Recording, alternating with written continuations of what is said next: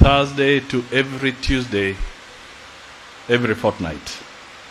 So today coincides with a cabinet session, and because of the importance he attached to this day, because I was present when he made his commitment that he would come in the Chief Justice chambers, he said that he shall excuse me from cabinet so that I can come here and represent him today. So let me proceed.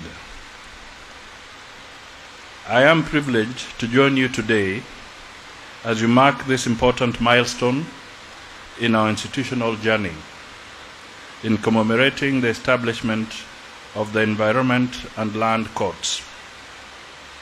The people of Kenya concretized their family-held conviction that the historical context with colonial claimants must be resolved in favor of Kenyans.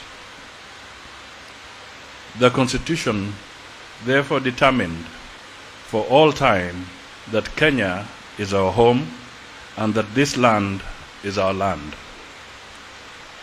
The establishment of the dedicated institutions for the governance of land and environment is an extension of this aspiration and affirms our commitment as a people to steward our resources as faithful trustees of present and future generations.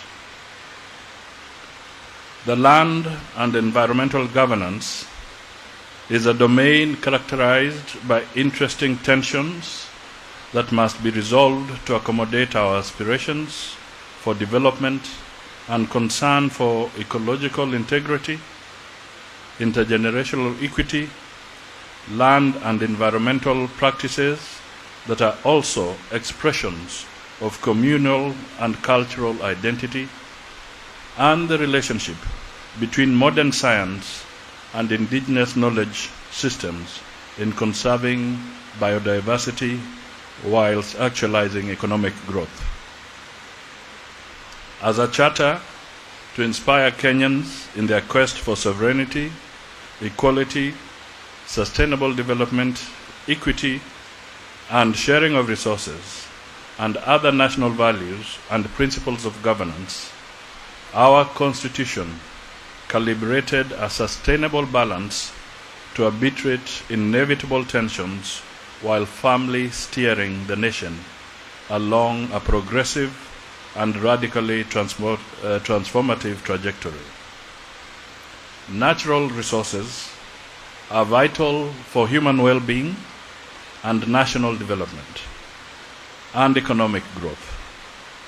In Africa, the legal system pertaining to land and natural resources has overwhelmingly tended to reflect exclusive and unlimited access by powerful groups, accompanied by their exclusion and marginalization of a subordinated majority. In other words, the institutional framework around land and environmental resources has traditionally been characterized by severe coloniality even after the achievement of independence. This institutional characteristic is a key driver of poverty and inequality and an insurmountable barrier to the attainment of sustainable development. The promulgation of our Constitution as an intentional instrument of decolonization in 2010 therefore represented the realization of the fundamental aspiration driving the bitter resistance to colonialism and brave struggle for independence. This driving force was the quest to regain control over land. Similarly, Kenya's history with regard to natural resources is firmly united with our people's struggle for environmental justice. Once upon a time, state power, government institution, the legal framework, and judicial decisions were organized to achieve and maintain the effective expropriation of Kenyans for the benefit of a colonial minority. Today, they are strategically coordinated to align land, natural resources, and environmental governance with a broader intention to achieve sustainable development. This transformation in the nature, content, and direction of our constitutional, statutory, and judicial system was realized when the objectives which inspired the freedom struggle were finally articulated in our Constitution. It is important to underscore the history, institutional implications, and transformative significance of the Land and Environment Court system in order to establish a sound analytical backdrop against which we can properly appreciate our progress since August 2010. The Constitution mandated a robust Bill of Rights with clear social and economic rights, including the recognition both strong rights and equally effective obligations with regards to the principally land-based phenomena of the environment and natural resources.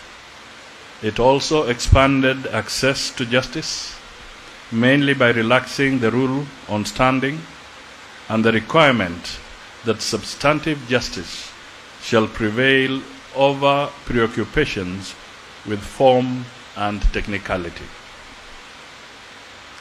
This pioneering approach to land, natural resources, and environmental justice hardly had precedent in our continent and set the stage for the actualization of Kenya's potential to unlock the plenty that lies within its borders. An evaluation of the jurisprudence that has emerged and steadily evolved establishes land, natural resources, and environmental justice as a foundational elements of radical socio-economic transformation and guarantors of sustainable development. In its capacity as an environmental court, our Environmental and Land Court has also emerged as a salient proponent of climate justice, establishing the constitutional principle of equitable distribution of the benefits as well as burdens of climate change.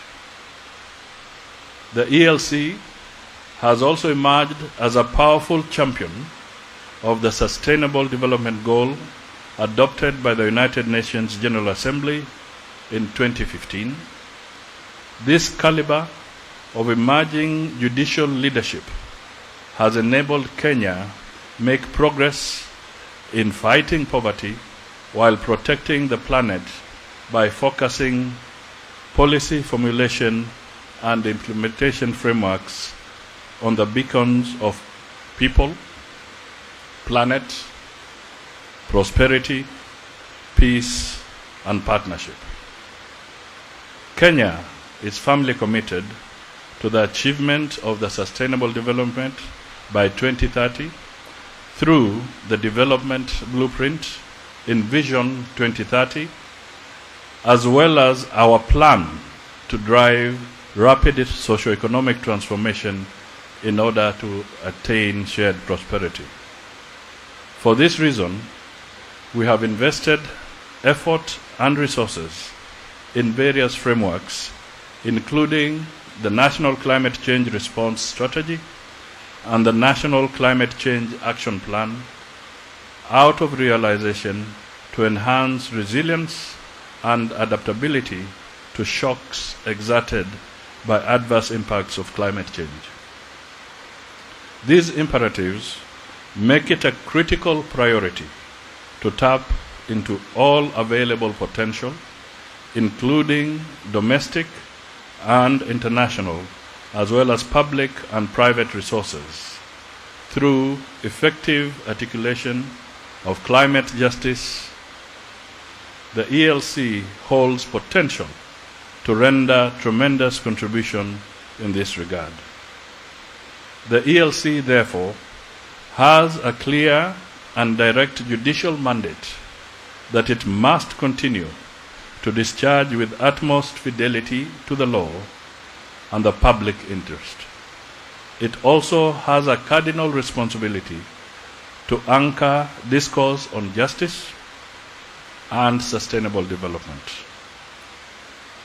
We look to this conference with great confidence because we expect the court, in conjunction with its partners and other stakeholders, to tackle critical issues connected with enhancing the greening of justice, governance, and the law for effective land and environmental management. The role of technology in advancing this agenda must also have a share of your attention. In particular, digitization of land records will present fresh opportunities to accelerate the realization of land justice, creating advantageous conditions for rapid economic growth. Furthermore, this conference will find ample opportunity to exhaustively consider the adequacy of public participation and access to justice in land and environmental matters, climate financing, women and land rights, climate change, urbanization, and disaster risk management. I also note that the court will also launch its strategic plan for 2023 to 2027, which will provide an opportunity for it to build on successes so far, as well as lessons and remedial actions arising from the implementation of the previous plan. The court will also launch 2 other publications, the casebook and the information end-to-end booklet. These publications go a long way in enhancing public knowledge of the court and its process. 100,000 trees in 36 court stations between July and November this year is a highly appropriate gesture that is fully aligned with the court's mandate. It also demonstrates a commitment by judges to provide leadership in efforts to combat desertification and mitigate the effects of climate change. Finally, the judiciary has provided an effective model of how responsible citizens contribute to the greater good. Congratulations. I reiterate the government's commitment to fulfilling its portion of responsibilities to facilitate the court in order to support sustainable access to land and environmental justice. The government pledges to enhance financial support aimed at establishing more ELCs with the objective of eventually having them in every county.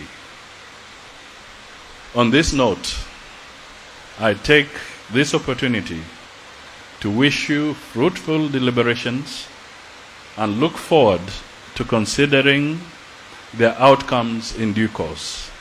Thank you, and God bless you.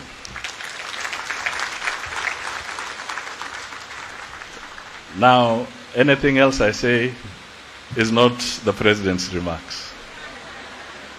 At a personal level, let me just say that indeed I enjoin the previous speakers in underscoring the significance of what has been achieved so far and what we look forward to as we go forward. I'll go straight to the point. I think somewhere the Ministry of Lands is lined up to be here, and other key players. I've seen the chairman of the Law Society, or president of the Law Society, and other people who are here, who are movers and shakers in their own right. I want to state that indeed we have received some genuine representation that the processes at the Lands Office have become inimical to the growth of business. There are inordinate delays in the processing of instruments that are required either to unlock financial resources or to propel certain transactions. As you deliberate here, I would strongly appeal to you, kindly look at that area critically, dialogue with us so that we can partner in making sure that we can unlock what is estimated to be close to 100 billion shillings of resources that are not being released into the economy because there is some inordinate delay at the lands registry on matters that are very critical. If you want to spur the economy, generate jobs, boost our earnings as a nation, we must unlock these resources. So as patriotic Kenyans, let's reflect on it and let's ask ourselves, individually and collectively, is it my act of omission or my act of commission that is deliberately delaying and slowing down the economy of this country? If you can internalize that, and if you feel that you have been partly responsible for it, kindly change your ways. And if you change your ways, then collectively we shall have changed our ways and we shall be able to unlock the potential that we also desire to get our economy growing rather than continuing to see poverty strangling us. So ladies and gentlemen, full deliberation and help us to unlock some of these challenges. God bless you all.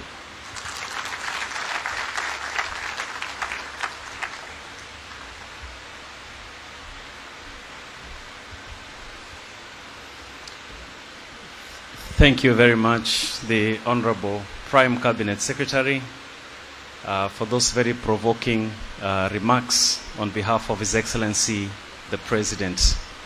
Now, the Honorable Chief Justice, with your very kind permission, we'd like to proceed with the launch, a very brief ceremony on your left-hand side, and I would very kindly request that the Honorable the Chief Justice, together with our Chief Guest, the Prime Cabinet Secretary, kindly to proceed to the launch platform. His Excellency the Governor, the Director, Kenya Judiciary Academy, and the presiding judge